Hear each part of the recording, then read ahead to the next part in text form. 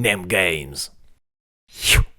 Warhammer The Old World est un jeu avec beaucoup de règles, mais pour jouer et s'amuser, pas besoin de tout connaître dès le début.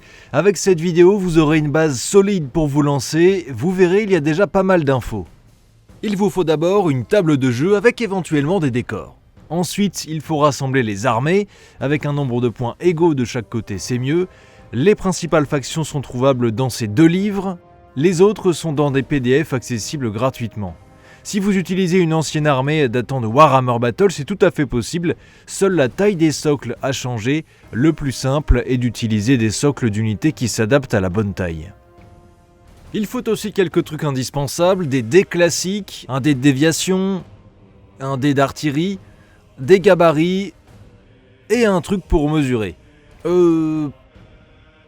Oui, plutôt ça. Les deux armées sont choisies, la table et les accessoires sont prêts, il faut désormais choisir le scénario. Le plus simple, et c'est celui qui est choisi pour beaucoup de parties, c'est la bataille rangée. On va se baser sur ça pour le tutoriel. Chaque joueur lance un dé, le vainqueur choisit le côté où il souhaite déployer son armée, il choisit aussi qui commence à se déployer. Chacun va ensuite, à tour de rôle, placer une unité.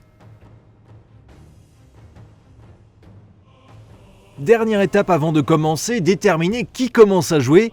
Celui qui a fini de se déployer en premier a +1 au jet de dés. Mais avant de continuer et de voir comment on joue concrètement, il faut voir quelques petits points qui sont indispensables. On va prendre comme exemple ce régiment d'hommes d'armes.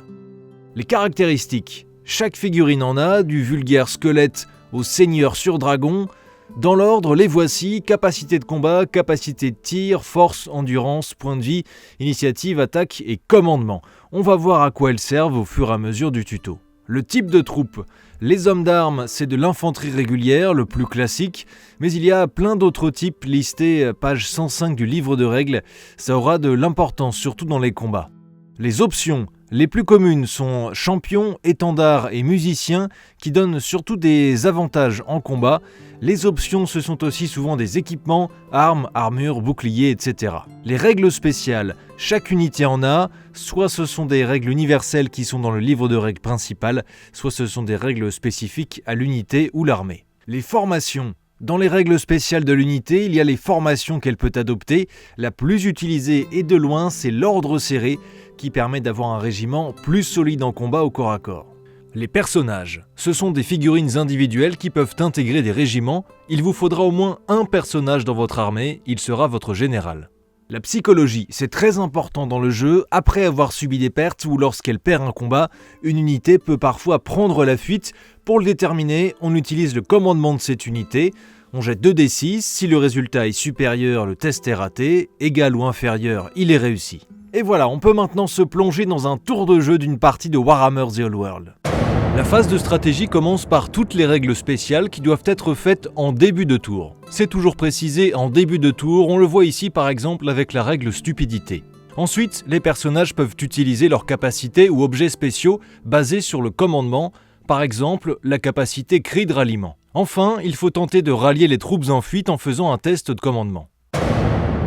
Pendant la phase de mouvement, les unités qui ne sont pas engagées en combat ou qui ne fuient pas sont libres de faire un mouvement, mais avant de faire tous les mouvements classiques, il y a d'abord les charges et les mouvements dits obligatoires.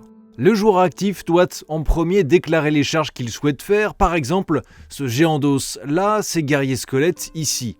La cible a deux possibilités, tenir sa position et éventuellement tirer si elle a des armes de tir comme c'est le cas ici, ou bien fuir.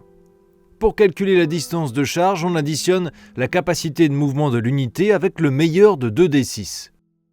Si ça n'est pas suffisant, elle avance vers la cible d'une distance égale au dé choisi. Après les charges, il y a les mouvements obligatoires, ce sont principalement les unités qui fuient. Enfin, il y a tous les mouvements restants, les mouvements classiques. Une unité a 6 possibilités. Avancer tout droit. Il est possible pendant ce mouvement de virer une fois à gauche ou une fois à droite, on appelle ça une roue. Pour calculer la distance, on prend la figurine qui a le plus de chemin à faire. Se réorienter. Ça coûte un quart du mouvement pour 90 degrés, la moitié du mouvement pour 180. Reculer. L'unité divise sa caractéristique de mouvement par 2. Bouger sur le côté. Pareil, on divise le mouvement par 2. Redresser les rangs. Pour la moitié de son mouvement, une unité peut ajouter ou retirer jusqu'à 5 figurines à son premier rang. Et enfin, reformation. Pour tout son mouvement, une unité peut pivoter sur son centre vers où elle veut. A noter que si vous prenez la première option, il est possible de faire une marche forcée, ce qui double le mouvement maximal de l'unité.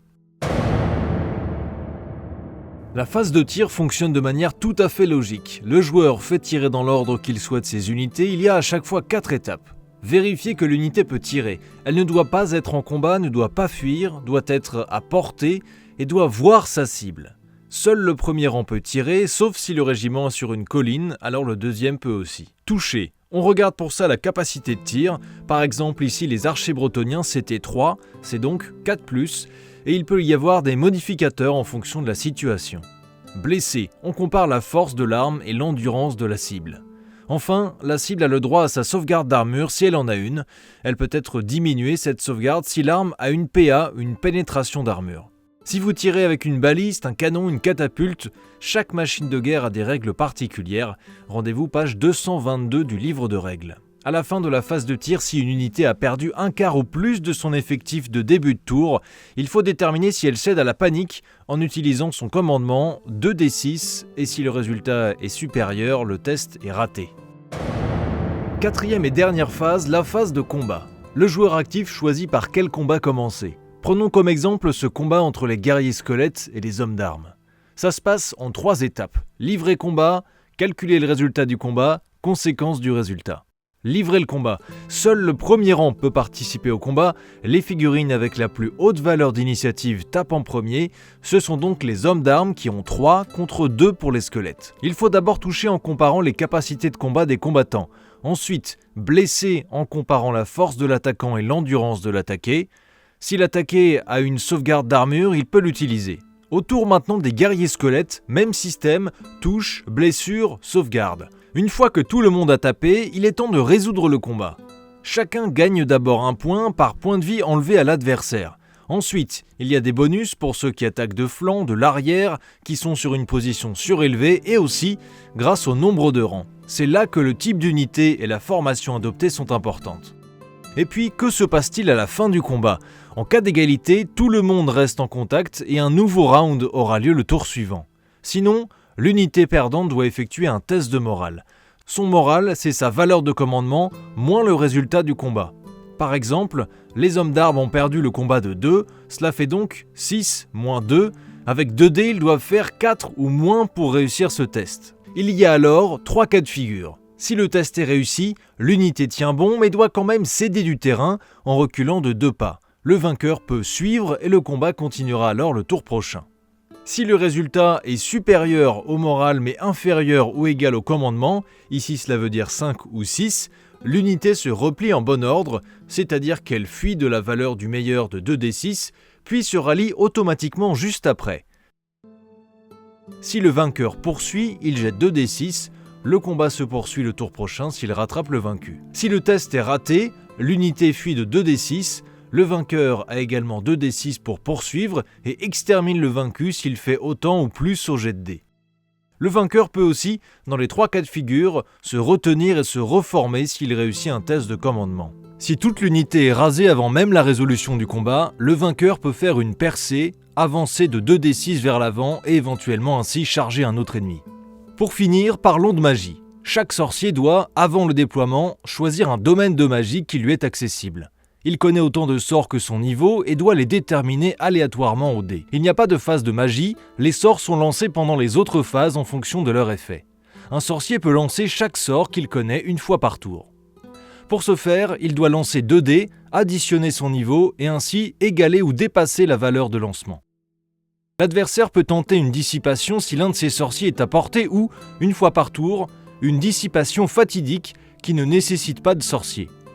Pour dissiper, il faut avec 2d6 égaler ou dépasser le jet de l'adversaire. Sur un double 6, le sort ou la dissipation réussit automatiquement, et sur un double 1, échoue automatiquement. L'échec sur double 1 est un fiasco et cela peut faire des dégâts aux sorciers et aux figurines à proximité.